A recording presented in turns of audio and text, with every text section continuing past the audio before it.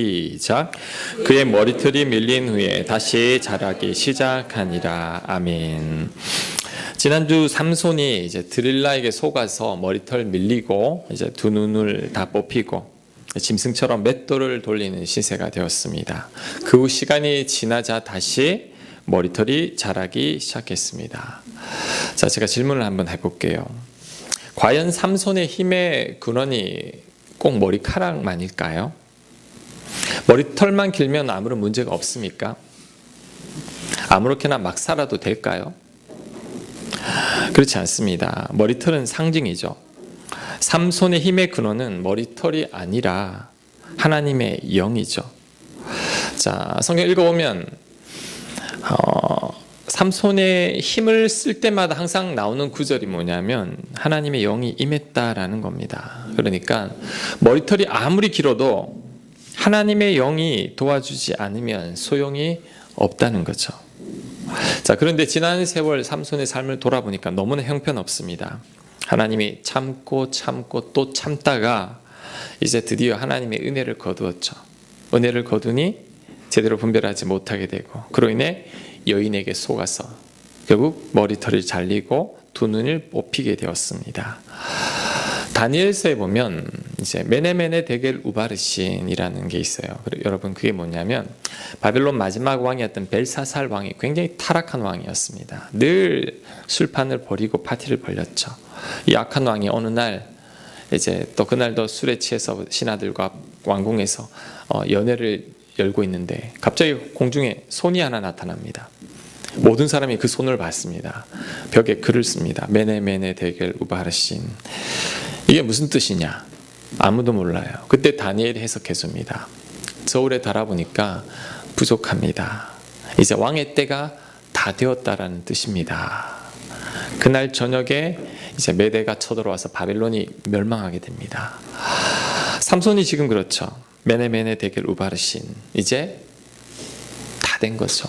하나님이 참고 참다가 하나님의 은혜를 거두니 그가 결국 이렇게 비참한 신세가 되었습니다. 두 눈이 뽑힌 채 짐승처럼 맷돌을 굴리고 있습니다. 여러분, 끝일까요? 아닙니다. 끝이 아닙니다. 육신의 눈을 뽑힌 후에 드디어 삼손의 영의 눈이 열리게 됐습니다. 고난을 통해 다시 하나님을 바라보게 되었습니다. 삼손을 떠났던 하나님의 영이 다시 임하기 시작했죠. 그걸 어떻게 느낄 수 있느냐? 삼손이 힘이 돌아오는 것을 느꼈을 겁니다. 감추고 있었죠. 오늘 성경에서 머리털이 밀린 후에 다시 자라기 시작했다라는 말은 삼손이 잃어버렸던 영성을 서서히 회복하고 있었다라는 거죠. 지금까지는 삼손은 육신의 눈이 이끌리는 대로 살았습니다. 눈에 보기 좋아하는 여자랑 결혼하려고 했고 기생 창녀들을 찾아다니며 허랑방탕하게 살았죠. 그러다 보니 영의 눈이 감겨버렸습니다. 다윗도 그랬죠. 그가 왕궁 옥상을 거닐다가 밧세바가 목욕하는 장면을 봅니다. 눈이 실수했죠. 육신의 눈 때문에 간음하고 그 간음을 무마하고자 살인을 범하게 됩니다. 그랬더니 하나님의 영이 그 다윗을 완전히 떠나버립니다. 그래서 나중에 다윗이 아예 하나님을 느낄 수 없게 된 거죠. 그게 바로 시편 51편입니다. 우리 시편 51편 말씀 제가 봅니다. 하나님이여 내 속에 정한 마음을 창조하시고 내 안에 정한 마음이 사라져 버렸습니다. 정직한 영을 새롭게 하소서. 정직한 마음도 사라져 버린 거죠. 나를 주 앞에서 쫓아내지 마시며 하나님이 쫓아낸 것처럼 느껴집니다. 주의 성령을 내게서 거두지 마소서. 이제는 더 이상 하나님의 영을 느낄 수 없는 거죠. 왜? 영의 눈이 뭐니? 하나님의 영이 그를 완전히 떠나버린 거죠. 자, 여러분, 그런데 우리도 이렇게 영의 눈이 멀 때가 있습니다.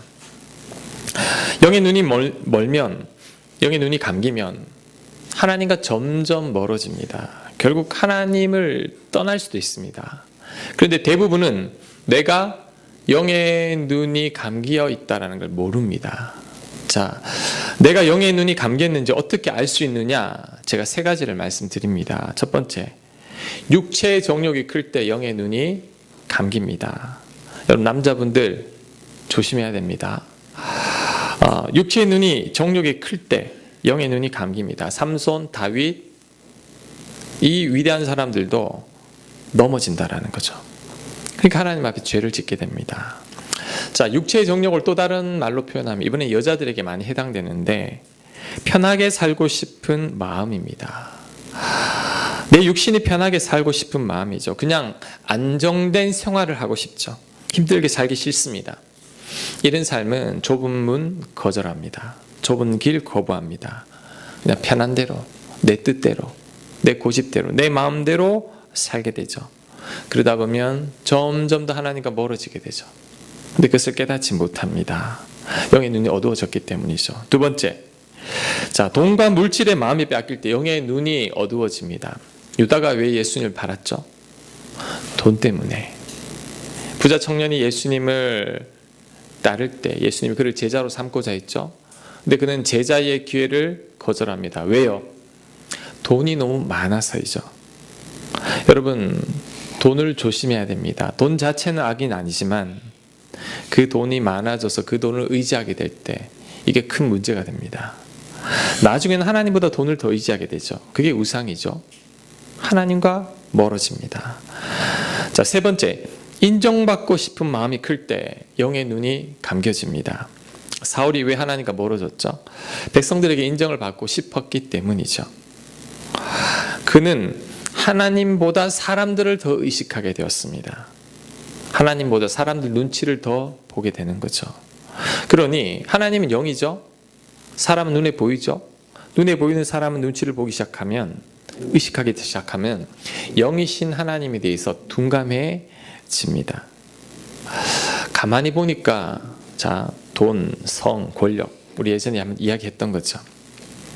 이 성 속에는 편하게 살고 싶은 육체적인 안이함이 또 숨어 있습니다. 자, 이 세 가지를 자꾸 추구하다 보면 여러분의 육신의 눈은 점점 밝아져요. 아주 밝아집니다. 그런데 영의 눈은 점점 어두워집니다. 결국 하나님을 떠나게 되는 거죠. 이 두 눈의 갈등을 자, 로마서 8장 5절은 또 설명합니다. 자, 육신을 따르는 자는 육신의 일을, 영을 따르는 자는 영의 일을 생각하나니. 주로 생각하는 게 육신의 일이 뭐냐? 늘 돈, 성, 권력, 인정을 생각하는 거죠. 영을 따르는 자는 하나님을 생각합니다. 6절, 육신의 생각은 사망이요, 결국 죽음에 이른다는 거죠. 영의 생각은 생명과 평안이니라. 자, 육신의 생각은 하나님과 원수가 되나니 자꾸 하나님과 멀어지게 합니다. 이는 하나님의 법에 굴복하지 아니할 뿐 아니라 순종하지 않는 삶을 살게 된다는 거죠. 할 수도 없습니다. 순종도 안 됩니다. 여러분이 순종이 안 되는 이유는 육신의 눈이 너무 밝기 때문이죠. 그 다음 8절, 육신에 있는 자들은 하나님을 기쁘시게 할 수 없느니라. 절대 하나님을 기쁘시게 하는 삶을 살 수 없게 되는 거죠. 그래서 하나님은, 자, 저를 보세요. 하나님이 우리의 육신이 너무 밝을 때 하나님이 참고 참다가 간섭합니다. 그게 뭐냐? 잠깐 은혜를 거두는 거죠. 은혜를 거두면 어떻게 되죠? 삼손처럼 분별력을 잃고 죄 짓고 악의 길로 가게 되죠. 그로 인해 고통을 당하게 됩니다. 삼손은 두 눈이 뽑혀버렸죠. 두 눈이 뽑혀버리니까 육의 눈이 감겨버린 거죠. 더 이상 그는 볼 수가 없으니까 서서히 영의 눈이 열리기 시작하는 겁니다. 자, 하나님께서도 여러분이 너무 이 육신에 보이는 것들을 따라 살다 보면 하나님과 여러분이 정말 멀어질 것 같다 그러면 하나님이 잠깐 간섭하십니다. 그 간섭이 다른 게 아니에요. 잠깐 은혜를 거두면 되죠. 그러면 우리들은 실수하게 되고 실패하게 되고 그로 인해 고난을 만나고 환난을 만납니다. 좌절을 겪고 낙심하게 되는 거죠. 때로는 우리를 괴롭히는 질병이기도 합니다. 사랑하는 사람과 헤어지기도 합니다. 우리 젊은 분들은 이 아픔을 많이 겪죠. 그때 당시는 분명히 힘듭니다. 너무나 괴롭죠. 죽고 싶은 심정일 때도 있습니다. 하지만 이때 육의 눈이 서서히 감기기 시작합니다. 그러면서 영의 눈이 열리기 시작하죠. 이전에 볼 수 없었던 하나님을 보게 됩니다. 여러분 미우라 아야코라고 아시나요? 빙점, 소설 빙점의 저자인데 저는 그 빙점을 너무 재밌게 봤던 것 같아요. 이 미우라 아야코는 근데 일평생 병자였습니다. 그녀는 결핵, 척추 종양, 직장암 등 20년 가까이 거의 병상에서만 살았습니다. 나중에는 남편이 이제 아내가 입으로 글 쓸 힘도 없으니까 불러주면 이제 남편이 대신 글을 쓰기까지 했죠. 근데 그녀가 했던 말이 있습니다. 그 모든 병을 겪으면서 이런 말을 합니다. 병들지 않고는 나아갈 수 없는 은혜의 자리가 따로 있다. 건강했을 때는 상상할 수도 없었던 하나님의 은혜를 병들어 누워있으면 매일 온몸으로 절감하게 된다. 병상보다 더 큰 은혜의 자리도 없다. 아니 어떻게 이게 가능할까요? 20년 동안 그렇게 아파했으면서도 아픔이 육신의 눈을 어둡게 만듭니다. 돈, 성, 권력, 안정에 대한 욕구들, 이게 아무것도 아님을 알게 되는 거죠. 그때 영의 눈이 밝아지죠. 영의 눈이 밝아지면 그간 보지 못했던 것들을 보게 되는데 그게 하나님이요, 하나님의 은혜입니다. 송명희 시인 있죠. 여러분 뇌성마비로 우리 송명희 시인이 뇌성마비가 굉장히 정도가 심해서 1시간만이라도 안 깨고 편안하게 자보는 게 소원이라고 합니다. 그만큼 육신이 고통스러웠죠. 근데 그녀가 이제 나라는 시를 적었는데, 자, 그 시가 주보에 있습니다. 보세요, 주보. 제가 한번 읽어볼게요. 나 남이 못 본 것을 보았고, 나 남이 듣지 못한 음성 들었고, 나 남이 받지 못한 사랑 받았고, 나 남이 모르는 것 깨달았네. 아니 어떻게 이것이 가능할까요? 육신이 불편한데, 보는 것도 듣는 것도 정상인들보다 더 불편한데 어떻게 이런 고백을 할까요? 육신의 불편함으로 말미암아 육의 눈이 감겨졌습니다. 그랬더니 더 귀하고 놀라운 영의 눈이 열린 거죠. 미우라 아야코처럼 정상인들이 보지 못하는 하나님을 보게 되었습니다. 정상인들은 듣지 못한 하나님의 음성을 송명희 씨는 듣게 되었고, 남들이 받지 못한 하나님의 사랑을 받게 되었고, 남들이 깨닫지 못하는 그 예수 그리스도의 그 놀라운 사랑을 그녀는 알게 되었죠. 그래서 그녀가 하나님 공평하다고 그러잖아요. 왜? 내 육신은 이렇게 꼼짝은 못하지만 대신 하나님께서 영의 눈을 열게 해주셔서 너무나 귀하고 귀한 크신 은혜를 알게 해주니 하나님은 공평하신 분입니다 라고 고백하게 된 겁니다. 제가 예수님 모를 때 제가 한번 말씀드렸죠. 제 꿈이 뭐냐면 어디 한적한 곳에 좋은 레스토랑 카페 이렇게 해놓고 편안히 잘 먹고 잘 사는 게 제 꿈이었어요. 그러니까 그런데 이제 예수님을 딱 만나고 나니까 이전에 보지 못한 것을 보게 되었습니다. 이전에 깨닫지 못한 것을 깨닫게 되었죠. 하나님의 사랑을 알게 되었고, 나를 위해 주기까지 하신 그 사랑을 깨닫게 되니 이제는 다르게 보이기 시작하는 겁니다. 이런 삶을 사는 게 아니구나. 주님이 살고 싶어지는 마음이 생긴 거죠. 그 과정도 고난이었습니다. 고난 때문에 육의 눈이 어두워졌고, 그 고난으로 인해 예수님을 만나게 되었고, 이제 영의 눈이 열리니까 하나님의 귀한 것을 보게 된 거죠. 여러분에게 있는 고난, 환난, 그리고 실패, 낙심, 좌절, 질병, 그리고 여러분을 괴롭히는 사람들, 이런 것들이 여러분을 힘들게 하지만 여러분, 그로 인해 여러분의 육신의 눈이 감겨집니다. 그리고 그때 영의 눈이 열리게 되죠. 이전에 보지 못했던 하나님을 보게 되고, 이전에 깨닫지 못했던 하나님의 그 사랑을 깨닫게 됩니다. 그리고 삼손처럼, 미우라 아야코처럼, 송명희 시인처럼 전혀 새로운 은혜의 눈을 뜨게 되죠. 이게 복입니다. 여러분, 육신의 정욕에 빠져서 방탕한 삶을 산 삼손보다 차라리 두 눈을 잃었지만 하나님의 영에 사로잡힌 삼손이 더 낫습니다. 왜? 눈에 보이는 게 다가 아니기 때문입니다. 자, 여러분, 눈에 보이는 게 다가 아닙니다. 고린도후서 4장 17절 이하는 이렇게 이야기합니다. 자, 우리 같이 한번 읽겠습니다. 시작. 우리가 잠시 받는 환난에 경한 것이 지극히 크고 영원한 영광에 중한 것을 우리에게 이루게 함이니 우리가 주목하는 것은 보이는 것이 아니요 보이지 않는 것이니 보이는 것은 잠깐이요 보이지 않는 것은 영원함이라. 자, 저를 보세요. 어젯밤에 늦게 주무신 분들이 몇 분 계시는 것 같은데, 자, 토요일 주일 예배는 토요일 저녁부터 시작됩니다. 토요일 저녁부터 시작됩니다. 자, 여러분, 영의 눈을 뜨기 위해서는 잠시 받는 환난에 경한 것, 가벼운 환난이 낫다라는 거죠. 그 가벼운 환난 때문에 영의 눈을 뜨게 되면 영원한 것을 보게 된다는 거죠. 여러분, 눈에 보이는 게 다가 아닙니다. 보이는 것은 잠깐이에요. 이 땅의 삶은 잠깐이에요. 보이지 않는 영원한 것은 우리에게 있다라는 말씀이죠. 그곳에 부르심을 받는 게 낫다는 거죠. 여러분, 지금 여러분을 힘들게 하는 게 뭡니까? 여러분, 그거 감사하십시오. 왜? 그로 인해 영의 눈이 열리기 때문입니다. 제가 평탄한 삶을 살고 아무런 문제가 없으면 말씀이 눈에 잘 안 들어옵니다. 하나님 은혜도 좀처럼 못 받는 것 같아요. 힘들 때, 고민할 때, 번뇌할 때 말씀이 귀에 들어오고 눈에 들어와요. 전할 말씀도 생기는 겁니다. 왜? 육이 둔해지고 영이 예민해졌기 때문인 거죠. 그래서 여러분, 영의 눈이 열리는 게 낫습니다. 지금 잠깐 힘들어도. 왜냐하면 그때 하나님을 깊이 만나기 때문이죠.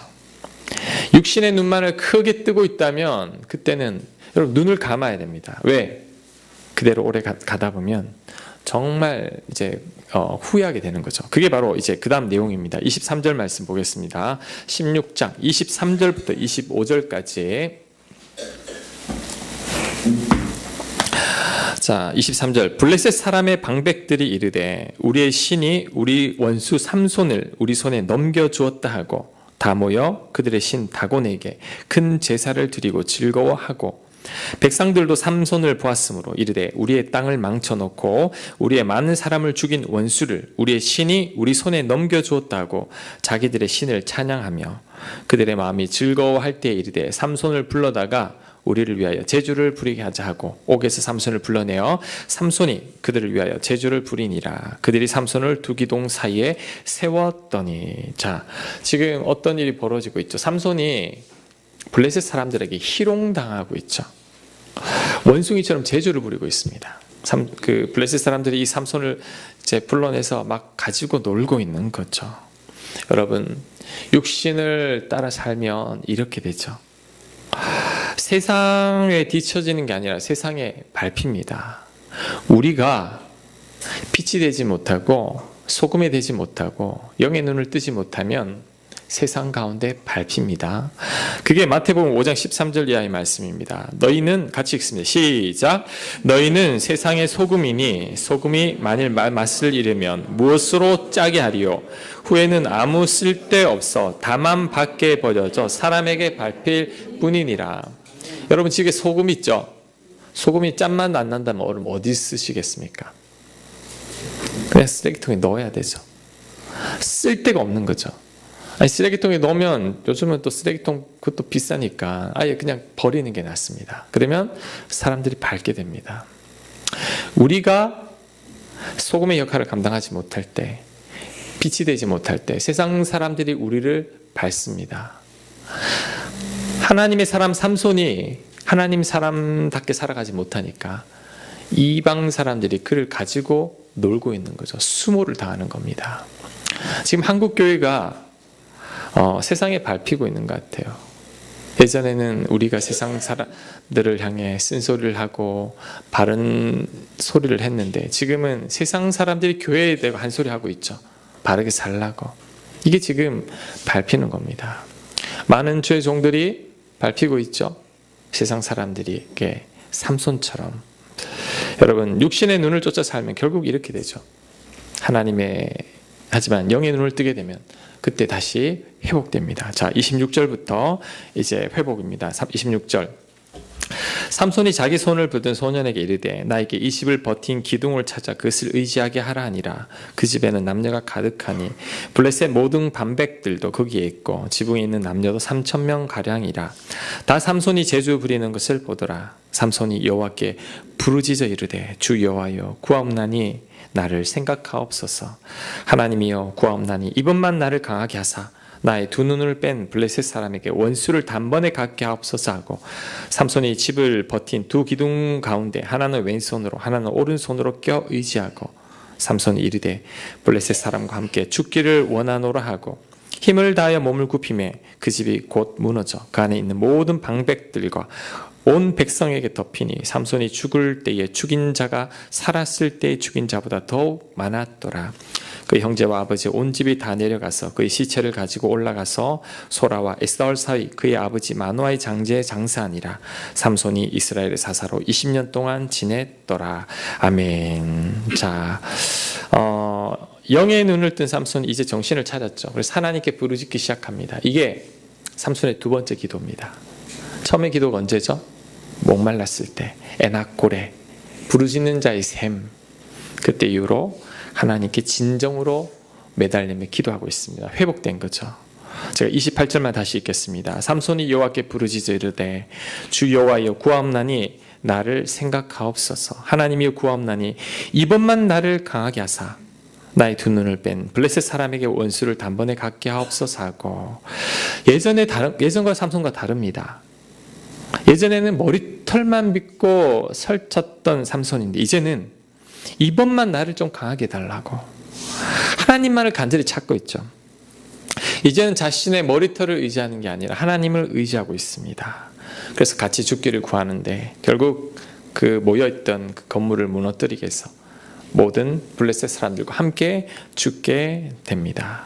이렇게 삼손의 마지막이 비극적으로 끝이 납니다. 자, 여러분 이제 사사기에 더 이상 사사가 등장하지 않습니다. 네, 그만큼 타락했기 때문이라고 생각해요. 삼손도 참 어렵게 세웠는데 이 삼손도 이렇게 타락해버리니 그 뒤로는 사사기에 더 어두운 현실만을 이제 내용이 쭉 나오고 이 사사기가 끝이 나는데 한편으로는 참으로 안타깝습니다.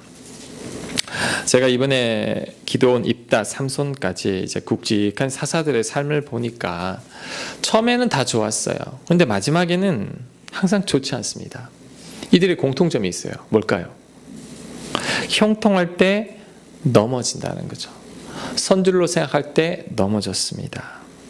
잘 나갈 때 조심해야 합니다. 자, 제가 문득 이런 생각을 하게 됐습니다. 자, 저를 한번 보세요. 제가 어떤 생각을 하게 됐냐면 내가 만약 삼손이라면 어땠을까? 내가 기드온이었다면, 입다했으면 어땠을까를 생각해 보니까 저도 똑같았을 것 같아요. 왜? 천하의 다윗도 넘어진 것을 보면 저도 아무 일 없을 때, 형통할 때 분명히 또 넘어질 것 같다라는 거죠. 사사기를 쭉 설교하면서 공부하면서 묵상하면서 처음에는 뭐 사사들이 이래, 정말 한심하다, 답답하다, 이런 생각들이 가득했는데 제가 이제 삼손을 다 묵상하면서 그런 마음이 사라졌습니다. 왜냐하면 그들과 나도 별반 다를 게 없다라는 생각이 들었기 때문이죠. 오히려 여러분 처량하게 느껴졌어요. 저는 삼손이 너무 불쌍하게 느껴지고 입다를 생각하면 마음이 아파요. 왜? 이제 그들을 긍휼히 여기게 되었다라는 거죠. 이렇게 쭉 묵상하다가 지난주에 운전을 하다가 라디오를 듣게 됐는데 그 라디오에서 DJ가 잠깐 이런 이야기를 했어요. 그게 뭐냐면 응답하라 1988 그 드라마 있는데 여러분 그 드라마에 이런 내용이 나와요. 주인공 여자가 덕선이죠. 둘째인데 둘째의 서러움이 있죠. 첫째 언니한테 맨날 물려입고 동생한테 다 양보하고 서럽죠. 근데 생일날 아빠 엄마가 안 챙겨주고 언니 생일에 그냥 묻혀서 너 같이 해 이렇게 한 거예요. 그러니까 이 덕선이가 너무 화가 나서 막 집을 뛰쳐나왔죠. 그 저녁에 늦게 집에 돌아오는데 아버지가 기다리고 있다가 그 딸을 데리고 동네 슈퍼 앞에 가서 준비했던 케이크를 초에 꽂아서 이렇게 생일 파티를 둘이서 부녀지간에 하면서 그때 했던 말, 그 말을 이제 DJ가 언급을 하는데 그 말이 이 말입니다. 덕선아 미안해. 아빠도 태어날 때부터 아빠가 아니잖아. 아빠도 아빠가 처음이야. 우리 딸이 좀 봐주라. 운전을 하다 그 말을 들었는데 가슴이 뭉클해져요. 왜? 이해가 가요. 그래, 나도 아빠가 처음이잖아. 그래서 남편도 처음이고 목회도 처음이고 교회 개척도 처음입니다. 처음이다 보니 서툴 수밖에 없는 거죠. 여러분도 마찬가지일 겁니다. 아빠 처음이죠. 엄마 처음이죠. 아내, 남편 처음 아닙니까? 직장도 처음이잖아요. 여러분이 아빠가 되기 전에 누가 아빠란 이런 사람이야 라고 가르쳐준 사람 있습니까? 엄마는 이런 사람이라고 가르쳐준 사람 있습니까? 자녀는 이렇게 키워야 돼 라고 여러분 가르쳐주고 배우고 자녀를 낳았습니까? 그렇지 않잖아요. 우리가 본 부모는 우리 어머니 아버지가 다죠. 근데 우리 어머니 아버지도 엄마 아빠가 처음이죠. 미숙할 수밖에 없죠. 그 밑에 보고 자란 우리들도 서툴 수밖에 없다라는 거죠. 우리는 아무런 준비 없이 아빠가 되었고 엄마가 되었고 부모가 되었습니다. 실수하는 게 당연합니다. 처음부터 잘하는 사람이 누가 있습니까? 다시 한 번 더 하라면 잘할 수 있을지 몰라도 지금은 아직 많이 미숙하죠. 누가 이런 말을 했어요. 자식은 가슴에 묵직하게 얹은 돌덩이다. 자, 서툴고 부족한 부모가 자식에 대한 미안한 마음 때문에 이런 말을 한 게 아닐까요? 기드온, 입다, 삼손 이들도 사사가 처음입니다.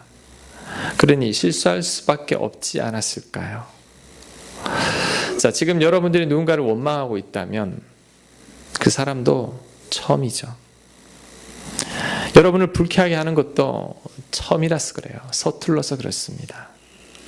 이제는 그 사람을 이해해야 하지 않을까요? 긍휼의 마음을 품어야 하지 않을까요? 그들을 판단하고 비난하고 부족하다고 나무라는 나는 어떤 사람인가? 나도 부족하잖아요. 여러분도 부족하잖아요. 우리 모두 부족한 사람입니다. 그래서 여러분 가끔은 실수해도 되는 거예요. 왜? 누구든 실수하기 때문이죠. 마지막 사사 삼손을 묵상하면서 그리고 제가 운전하면서 라디오에 들었던 그 내용으로 하나님께서 저를 돌아보게 한 것 같습니다. 저를 향한 위로의 말이죠. 처음이잖아. 처음부터 잘하는 사람이 어디 있어. 그러면서 또 다른 마음을 주셨어요. 그게 뭐냐면 다른 사람들도 그런 눈으로 바라보라는 거죠. 다 처음이야. 그러다 보니 미숙할 수밖에 없잖아. 그거 이해해야 하지 않겠니? 여러분을 향한 위로의 말씀이라고도 생각합니다. 여러분이 실수하고 잘못하는 것 처음부터 그렇게 잘하는 사람이 어디 있습니까? 처음이다 보니 그럴 수 있는 거죠. 여러분 주변에 여러분을 힘들게 하는 사람, 그 사람도 마찬가지죠. 처음이다 보니 미숙할 뿐이라는 거죠. 그것을 이해해야 합니다. 그게 긍휼이죠. 내 남편도 내 아내도 다 처음이죠. 우리 부모님도 내 자녀들도 다 처음입니다. 내 곁에 교인들도 여러분 주변에 교인들 허물이 보일 거예요. 목사의 허물도 보일 겁니다. 그때 그래 처음이니까 미숙하니까 우리도 훈련받고 연단받았으면 그러지 않았을 거예요. 기드온, 입다, 삼손 그들도 잘 훈련받았으면 이렇게 넘어지지는 않았을 겁니다. 우리가 서툴러서 그러니까 우리는 나를 긍휼히 여겨야 하고 또 다른 사람들을 긍휼히 여겨야 합니다. 이런 생각을 하다 보니까 예수님이 이 땅에 온 이유를 알겠어요. 왜? 너무 부족하니까, 너무 실수투성이니까, 너무 죄만 지으니까. 여러분 우리 인간들은 가만히 두면 다 삼손처럼 넘어지는 인간들입니다. 우리가 어떻게 구원받을 수 있죠? 우리 힘으로는 안 됩니다. 우리의 노력으로는 안 됩니다. 그래서 하나님께서 은혜를 베푼 거죠. 그게 예수님이죠. 예수님이 우리의 이 실수, 부족함, 허물, 연약함, 죄 이거 다 뒤집어쓰고 우리 대신 십자가에 못 박혀 죽으셨고 우리는 그 사실을 믿고 받아들임으로 모든 죄를 용서받고 하나님의 자녀가 삼손을 통해 여러분 영의 눈이 뜨여지길 원합니다. 지금도 육신의 눈이 커져서 하나님의 놀라운 것들을 보지 못하는 분들이 있어요. 그분들에게 특별히 하나님의 은혜를 다하셔서 그 고통과 환난만이 아니더라도 영의 눈이 뜨여져서 하나님의 그 놀란 사랑과 은혜를 보게 되시길 간절히 바랍니다. 눈에 보이는 게 다가 아닙니다. 보이지 않는 것을 보고 살아가는 여러분들 되시길 간절히 축복합니다. 아멘.